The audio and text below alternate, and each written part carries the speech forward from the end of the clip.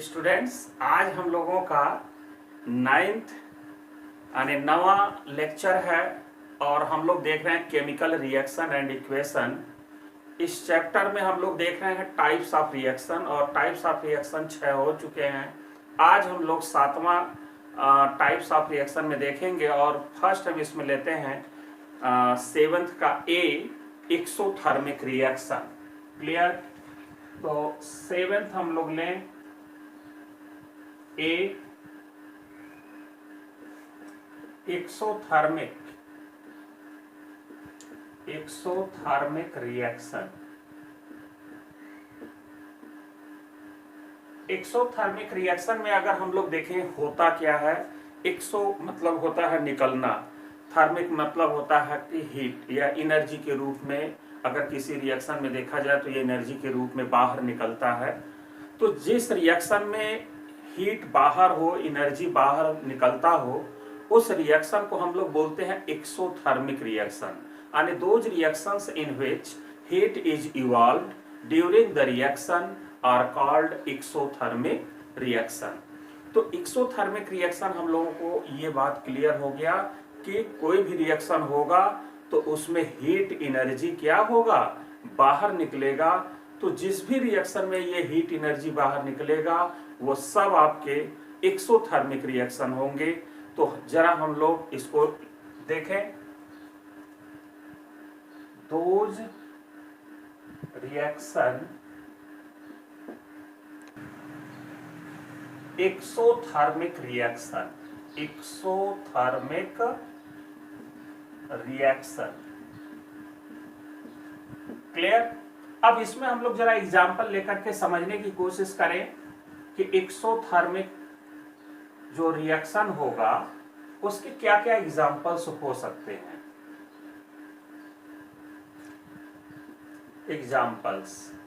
Examples में हम लोग फर्स्ट लेते हैं, जैसे जिंक आपने ले लिया और उसमें मिला दिया H2SO4। तो यहां पर जो हाइड्रोजन गैस निकलेगा, भाई मेटल और एसिड रिएक्ट करेंगे तो यहां पर क्या होता है कि हाइड्रोजन गैस निकलता है तो हीट भी साथ में निकलता है।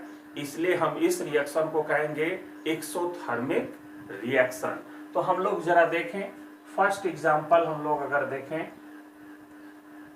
First, Zn plus H2SO4 gives heat energy। G plus O2 AO plus CH4 plus 2O2 C plus O2 C6H12O6। तो यहां पर हम लोग ढेर सारे एग्जाम्पल ले लिए किसके, एक्सोथर्मिक रिएक्शन के। तो अब जरा यहां पर एक एक एग्जाम्पल लेकर के हम लोग देखें कि ये सारे एक्सोथर्मिक एनर्जी हैं, क्योंकि इन सभी में हम लोग देख रहे हैं कि एनर्जी क्या हो रहा है, बाहर निकल रहा है। इसलिए हम इन सभी रिएक्शन को बोल रहे हैं कि एक्सोथर्मिक है। जैसे हम लोग फर्स्ट ले लिए, ये तो आप अपने लैब में भी अगर जा करके आप कर सकते हैं। जैसे मान लीजिए कि आप लैब में गए, आप टेस्ट ट्यूब ले लिए। ठीक, टेस्ट ट्यूब में आप क्या करेंगे कि जिंक ग्रैनुल्स आपके लैब में होता है, आप जिंक ग्रैनुल्स ले लिए, इसमें आपने Zn सॉलिड मिला दिया, ग्रैनुल्स मिला दिए। ठीक है, अब ये ग्रैनुल्स मिलाने के बाद अब उसमें मिला दीजिए H2SO4। तो जैसे ही H2SO4 आप मिलाएंगे तो यहां पर क्या होगा कि इसमें से गैस बाहर निकलने लगेगा, H2 गैस बाहर निकलने लगेगा। और यहां पर जब गैस ये निकल रहा होगा तो टेस्ट ट्यूब भी आप अगर उसको टच करेंगे तो आपको महसूस होगा कि ये टेस्ट ट्यूब गर्म हो चुका है। तो टेस्ट ट्यूब गर्म होने का मतलब ही है, ये शो कर रहा है कि वो रिएक्शन कैसा हुआ होगा, उनके बीच एक्सोथर्मिक हुआ होगा, क्योंकि इसमें हीट बाहर निकल रहा है। क्लियर? अब यहाँ पर अगर हम लोग देखें तो ये आप लोगों को ये लग रहा होगा कि मैग्नीशियम रिबन आपने लिया एयर में, O2 का मतलब यहाँ पर क्या हम लोग ले सकते हैं, एयर। तो एयर के साथ हम लोग खुद इसको देख रहे हैं कि हीट कर रहे हैं। तो यहाँ पर हीट करने का मतलब है कि हम बर्न कर रहे हैं। यहाँ पर कह सकते हैं कि क्या कर रहे हैं, बर्न। तो जब हम बर्न करेंगे तो वहां पर तो पहले आपने दे दिया, तो यहाँ पर इसको हम नहीं कह सकते कि एक्सोथर्मिक नहीं है। कैसे, जैसे मान लीजिए कि ये मैग्नीशियम रिबन है, आपने एक बार इसको जला दिया, ठीक, मैग्नीशियम रिबन को, तो उसके बाद ये जलता रहेगा और ढेर सारे एनर्जी को ये क्या करेगा, लॉस करता रहेगा, निकालता रहेगा। इसलिए हम लोग ओवरऑल अगर इसको रिएक्शन को देखें तो ये एक्सोथर्मिक होगा। बस उसको जलने के लिए एक बार आपको एनर्जी मतलब कि हीट करना या बर्न करना है इसको, उसके बाद तो अपने आप ही ये एनर्जी क्या होगा, लाइट के रूप में क्या होगा, हीट के रूप में क्या होगा, बाहर निकलता रहेगा। इसलिए हम लोग इसको भी क्या बोलते हैं, एक्सोथर्मिक रिएक्शन। जैसा आप लोग अपने एक्टिविटी में क्लास 9th में किए होंगे, मैग्नीशियम रिबन जलाए होंगे, तो एक बार जलाने के बाद खुद ही वो क्या करता है, लाइट एनर्जी, हीट एनर्जी, ये सब क्या होते हैं, बाहर निकलते रहते हैं। इसलिए हम उसको एक्सोथर्मिक रिएक्शन कहेंगे। क्लियर। तीसरा एग्जांपल है CaO प्लस H2O। ये तो हम लोग घर पर आप लोग देखे होंगे कि जब आप मार्केट से चूना लाते हैं, ठीक है, तो मार्केट से जब हम लोग चूना लाते हैं तो वो होता है CaO सॉलिड, ठीक है, ये सॉलिड के फॉर्म में होता है, ये लिक्विड है। क्लियर। जब ये CaO आप इसमें इस कंटेनर में आप ले लेते हैं, CaO है मान लीजिए, और अब इसमें हम H2O मिला दें, तो होगा क्या कि अब ये जो है कि यहाँ पर इसकी एनर्जी, इस कंटेनर की एनर्जी बढ़ने लगेगा, क्योंकि ये CaO और H2O मिलके क्या बना लिए होंगे, CaOH का whole twice calcium hydroxide means slaked lime बना लेते हैं। और स्लैग्ड लाइम बनते ही क्या होगा, ये एनर्जी बाहर निकलने लगता है। जब ये एनर्जी बाहर निकलने लगता है, इसलिए हम इसको क्या बोलते हैं, हम इसको बोलते हैं कि ये भी एक्सोथर्मिक रिएक्शन है। क्लियर। ये ऐसा तो आप लोग देखे होंगे कि भाई चूना आप किसी कंटेनर में भेजते हैं पानी में, या चूना आप ले लेते हैं फिर पानी मिलाते हैं, तो वो क्या करता है, बॉयल करने लगता है, वो तेजी से हीट बाहर निकलने लगता है, बहुत गर्म हो जाता है। ठीक है, तो हम वहां पर कह सकते हैं कि वो एनर्जी को बाहर कर रहा है, तो वहां पर वो क्या हो गया, एक्सोथर्मिक रिएक्शन हो गया। अगला हम लोग देखें CH4 और एयर, या हम यूं कहें कि CH4 आने के हाइड्रोकार्बन को हम बर्न कर रहे हैं, जला रहे हैं। जब इसको जला रहे हैं तो क्या निकलेगा, CO2 और H2O। एक बार आप इसको जला देंगे तो वो क्या होगा, वो जलता रहेगा, ठीक है, और जब जलता रहेगा तो वो हीट एनर्जी क्या होगा, इसमें बाहर निकलता रहेगा। इसलिए इसको भी हम कहेंगे कि ये भी एक्सोथर्मिक रिएक्शन है। ऐसे यहाँ पर है कार्बन सॉलिड है, ये गैस के ऑक्सीजन गैस के साथ जब हम लोग जलाते हैं, ठीक है, तो यहाँ पर क्या होता है, CO2 गैस प्लस एनर्जी बाहर होता है। यहाँ पर अगर हम लोग ध्यान से अगर देखें तो ये है ग्लूकोज और ये है ऑक्सीजन। ये रेस्पिरेशन का हम लोग कह सकते हैं, बायोलॉजी वाले अच्छे से इस रिएक्शन से वाकिफ होंगे, या बायोलॉजी वाले चैप्टर में ये रिएक्शन जरूर होगा। रेस्पिरेशन के समय क्या होता है, ग्लूकोज और ये आपस में मिलकर के CO2 गैस बनता है, और वही CO2 हम लोग बाहर निकालते हैं। तो वहां पर भी क्या होता है, एनर्जी बाहर होती है। इसलिए हम इस रिएक्शन को भी कहेंगे कि ये भी एक्सोथर्मिक रिएक्शन है। अब हम लोगों को ये क्लियर हो गया होगा कि एक्सोथर्मिक रिएक्शन क्या होता है। अब हम लोग इसी का B पॉइंट लेते हैं, एंडोथर्मिक रिएक्शन। तो इस एंडोथर्मिक रिएक्शन देखा जाए तो B हम लोग देखें, एंडोथर्मिक यानी कि B देखें, एंडोथर्मिक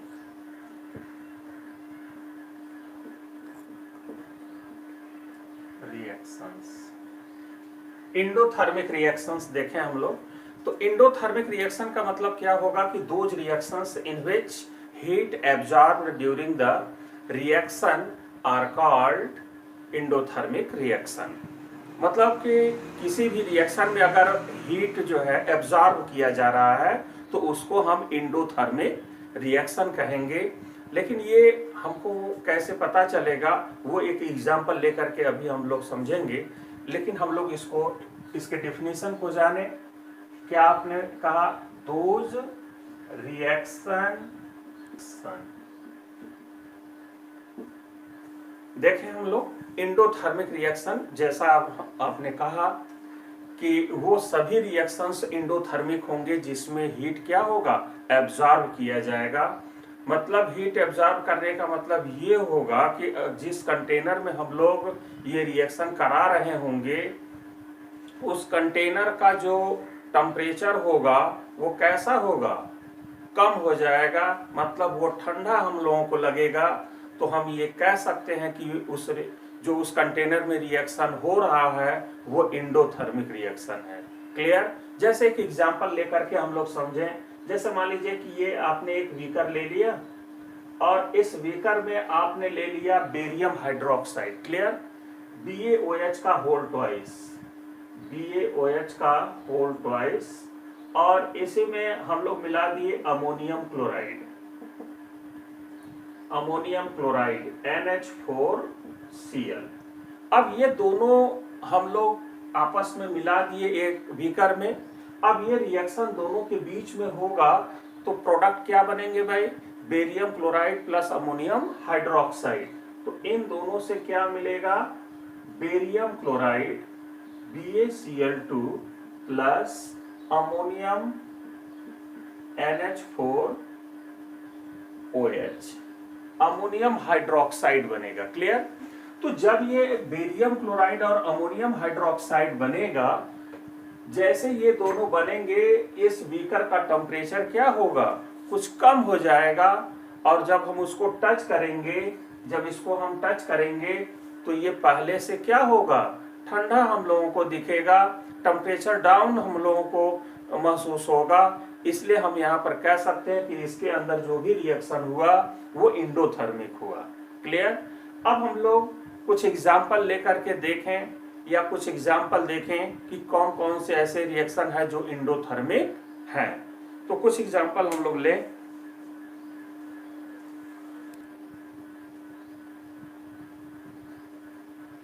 एग्जाम्पल्स जिसमें फर्स्ट हम लोग ले रहे हैं, जो अभी हम लोग एग्जाम्पल लिए थे, हम लोग एग्जाम्पल में क्या लिए थे? बेरियम हाइड्रोक्साइड और अमोनियम क्लोराइड। तो बेरियम हाइड्रोक्साइड का फॉर्मूला क्या होगा? BaOH का whole twice plus ammonium chloride NH4Cl gives barium chloride BaCl2 plus ammonium hydroxide NH4OH। Clear?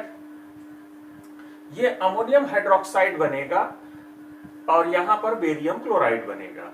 तो जिस कंटेनर में ये जैसे ही बनेंगे तो उस कंटेनर का टेम्परेचर डाउन होगा, तो हम कहेंगे कि ये एंडोथर्मिक है। जरा दूसरा एग्जांपल हम लोग लें।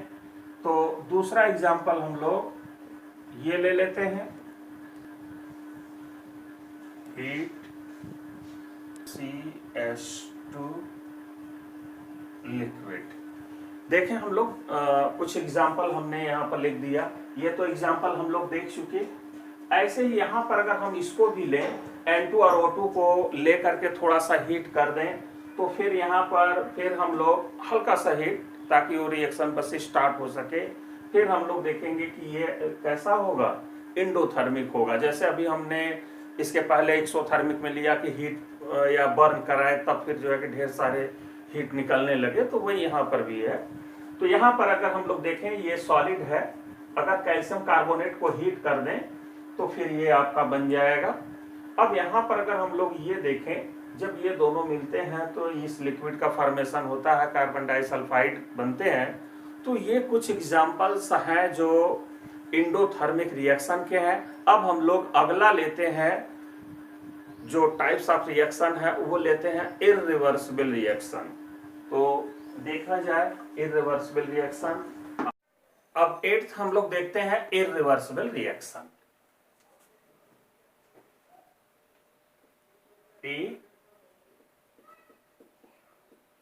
Irreversible reaction. इररिवर्सिबल रिएक्शन का मतलब क्या होगा, जरा हम लोग समझे। जैसे कोई रिएक्शन है, ठीक, रिएक्टेंट से प्रोडक्ट में चेंज हो रहा है, लेकिन प्रोडक्ट से अगर हम फिर रिएक्टेंट में चेंज करना चाहें तो वो पॉसिबल ना हो, तो ऐसे सभी रिएक्शन क्या होंगे, इररिवर्सिबल रिएक्शन होंगे। कहने का मतलब ये हो गया कि ये रिएक्शन सिर्फ एक डायरेक्शन में होगा, यानी रिएक्टेंट से अगर वो प्रोडक्ट में चेंज हो गया तो फिर वो रिवर्स नहीं हो सकता है। ऐसे सभी रिएक्शन जो होंगे वो इररिवर्सिबल रिएक्शंस होंगे। तो जरा हम लोग देखें the reactions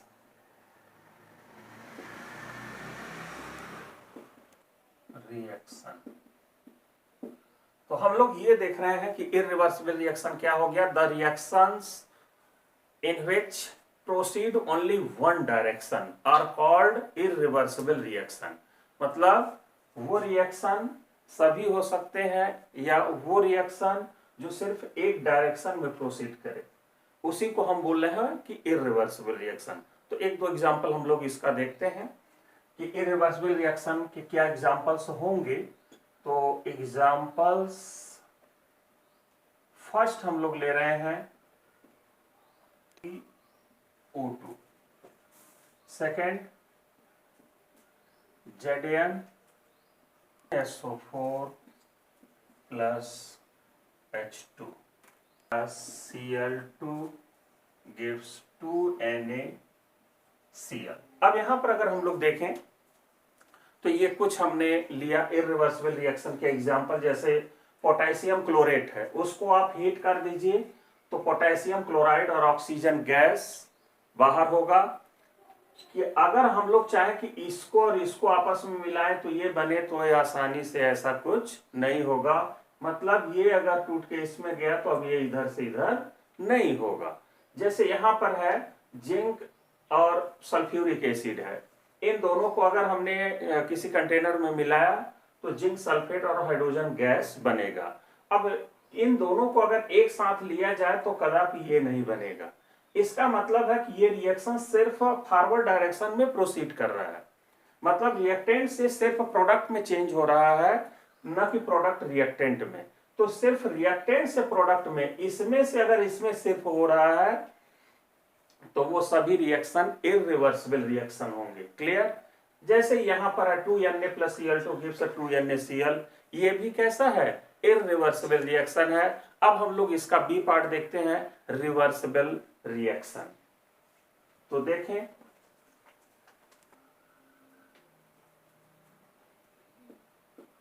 reversible reaction. Reversible reaction का मतलब यहां पर यह होगा कि रिएक्टेंट प्रोडक्ट में और प्रोडक्ट रिएक्टेंट्स में, मतलब एक दूसरे में अगर चेंज हो सकते हैं तो वहां पर वो रिएक्शन क्या कहलाएगा, रिवर्सिबल रिएक्शन कहलाएगा। मतलब those reactions in which products can react to reform the original reactants are called reversible reactions। मतलब वो फिर अपने ओरिजिनल फॉर्म में अगर आ जाता है, प्रोडक्ट से फिर रिएक्टेंट में आ जाता है, तो ऐसे सभी रिएक्शन को रिवर्सिबल रिएक्शन कहेंगे। तो जरा इसके डिफिनेशन को हम लोग लिख लें। ओरिजिनल रिएक्शन, ठीक है। अब यहां पर हम लोग कुछ एग्जाम्पल लेकर के देखें। ये तो आपने डिफिनेशन लिख लिया कि ऐसे सभी रिएक्शन रिवर्सिबल होंगे जो फिर प्रोडक्ट्स में चेंज होने के बाद वो फिर से क्या हो, रिएक्टेंट में चेंज हो जाए, तो वो सभी रिएक्शन रिवर्सिबल होंगे। जरा एग्जाम्पल लेते हैं। जैसे अमोनियम क्लोराइड हम लोग ले लें, पहला एग्जाम्पल हम लोग ले लें। Examples first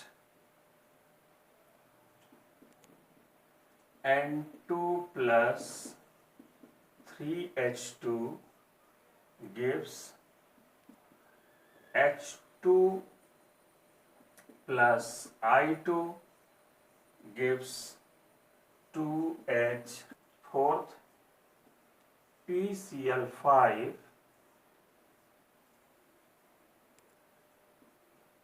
2NO। क्लियर? ये यहाँ पर हम लोग कुछ एग्जांपल्स रिवर्सिबल रिएक्शन के हम लोग ले लिए, है ना। तो जरा देखें इसमें एग्जांपल क्या क्या होते हैं।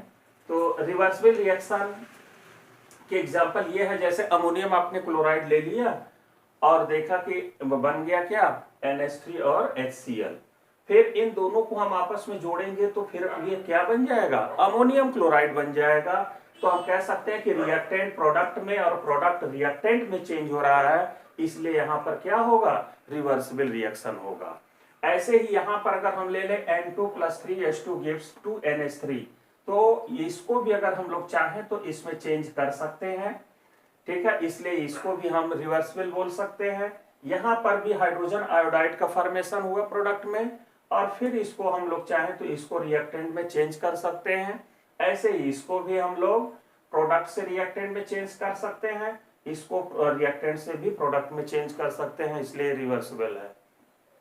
ये भी यहाँ पर क्या है, रिवर्सिबल रिएक्शन के एग्जाम्पल हैं। इन सभी में रिएक्टेंट से प्रोडक्ट और प्रोडक्ट से रिएक्टेंट में चेंज हो जाएगा, इसलिए ये सारे रिएक्शन क्या हैं, रिवर्सिबल रिएक्शन है। अब हम लोग अगला, ये तो 8 हो गया, अब हम लोग 9th में देखते हैं अगला टाइप, ठीक है। तो 9th हम लोग देखें, तो देखें हम लोग 9th होमोजीनियस, ए होमोजीनियस रिएक्शन, होमोजीनियस रिएक्शन, ठीक है।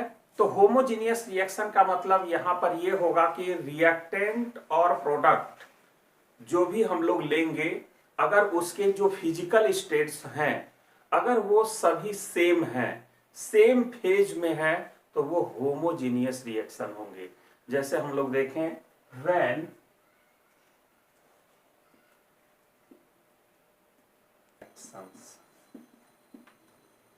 ठीक है, यहां पर आपने ये देखा कि when all the reactants and products are in the same physical state, the reaction is known as homogeneous reaction। जैसे एक एग्जांपल लेकर के हम लोग समझे कि होमोजीनियस रिएक्शन क्या है। जैसे HCl एग्जांपल में अगर हम लोग लें, ठीक है, HCl H2O। अब यहां पर हम लोग अगर देखें तो ये हमने एग्जाम्पल लिया है होमोजीनियस रिएक्शन का, क्लियर। जैसे यहां पर अगर देखें तो HCl और NaOH, एसिड और बेस आपस में रिएक्ट करके साल्ट और वाटर बना रहे हैं, क्लियर। तो यहां पर HCl भी एक्वस के फॉर्म में है, ये भी एक्वस के फॉर्म में, मीन्स ये भी लिक्विड, ये भी लिक्विड, ये भी लिक्विड के फॉर्म में है और ये भी लिक्विड ही है। तो हम यहां पर कह सकते हैं कि सभी रिएक्टेंट्स और प्रोडक्ट सभी एक फेज में है, सभी लिक्विड के फॉर्म में है, इसलिए ये रिएक्शन कैसा है, होमोजीनियस रिएक्शन है। या तो सभी गैस हो या सभी सॉलिड हो, है ना, ऐसा अगर संभव हो तो, और या तो सभी लिक्विड के फॉर्म में हो।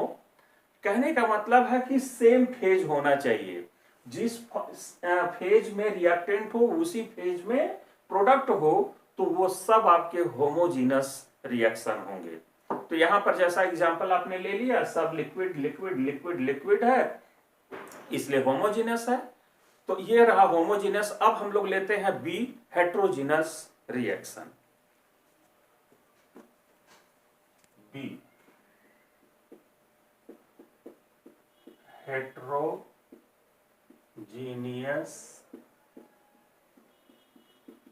रिएक्शन। हेट्रोजीनियस का मतलब यहां पर यह होगा कि जो रिएक्टेंट और प्रोडक्ट होंगे, किसी भी रिएक्शंस में दो होंगे, रिएक्टेंट्स या प्रोडक्ट्स।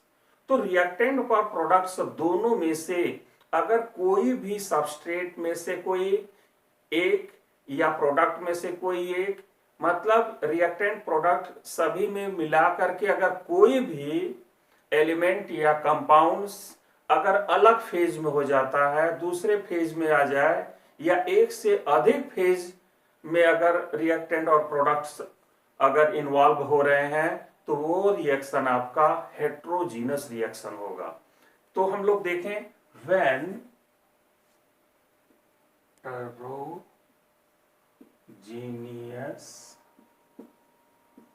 Reaction, clear.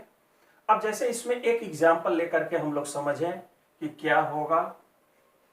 जैसे यहां पर हम लोग ये देख रहे हैं हेट्रोजीनस, तो हेट्रोजीनस में आपने ये कहा कि रिएक्टेंट्स और प्रोडक्ट्स में से कोई अगर डिफरेंट फेज हो जाए, ठीक है, कहने का मतलब कि पूरे में से अगर कोई एक भी कंपाउंड अगर डिफरेंट फेज में हो गया, बाकी अदर फेज में हो, यानी कि एक से अधिक फेज में अगर रिएक्टेंट्स प्रोडक्ट्स हो, तो वो सभी रिएक्शन हेट्रोजीनस रिएक्शन होंगे, क्लियर। तो हम लोग एग्जांपल ले लेते हैं एक। तो यहां पर एग्जांपल हम लोग ले, जैसे कैल्शियम कार्बोनेट है 2O लिक्विड। तो यहां पर हमने एग्जांपल लिया हेट्रोजीनस रिएक्शन का। तो हेट्रोजीनस में देखिए, अगर ध्यान से देखें, कैल्शियम कार्बोनेट है और हाइड्रोक्लोरिक एसिड से रिएक्शन करा रहे हैं हम लोग। तो कैल्शियम कार्बोनेट कैसा है, सॉलिड है, और ये हाइड्रोक्लोरिक एसिड आपका कैसा हो, ये लिक्विड है। तो यहां हो गया सॉलिड, यहां हो गया लिक्विड, फिर प्रोडक्ट में बन रहा है, ये है लिक्विड, ये है गैस और ये है लिक्विड। तो यहां अगर हम लोग ध्यान दें तो रिएक्टेंट और प्रोडक्ट्स में अगर देखा जाए दोनों में, तो सॉलिड भी है, गैस भी है और लिक्विड भी है, बल्कि यहां पर तो तीनों फेज में है। जबकि एक से अधिक फेज में अगर हो गया तो वो आपका क्या होगा, हेट्रोजीनस होगा, एक से अधिक होना चाहिए। तो यहां पर तो तीन तीन फेज अवेलेबल है, जैसे सॉलिड है, लिक्विड है और गैस भी है, इसलिए ये क्या होगा, रिएक्शन हेट्रोजीनस रिएक्शन होगा। जहां पर लिक्विड, सॉलिड, गैस है ना, इन तीनों में से अगर दो अगर प्रेजेंट हो गए तो वो हेट्रोजीनस रिएक्शन ही होगा, जैसे आप यहां पर देख रहे हैं। एक से अधिक फेज अवेलेबल होना चाहिए। हेट्रोजीनस का मतलब एक से अगर अधिक फेज में रिएक्टेंट या प्रोडक्ट्स हैं, तो वो सब रिएक्शन आप क्या कहलाएंगे, हेट्रोजीनस रिएक्शन। तो आज के लिए इतना ही, बाकी अगले वीडियो में हम लोग देखेंगे। लेकिन लाइक, सब्सक्राइब और कमेंट्स करना ना भूलें। Thank you.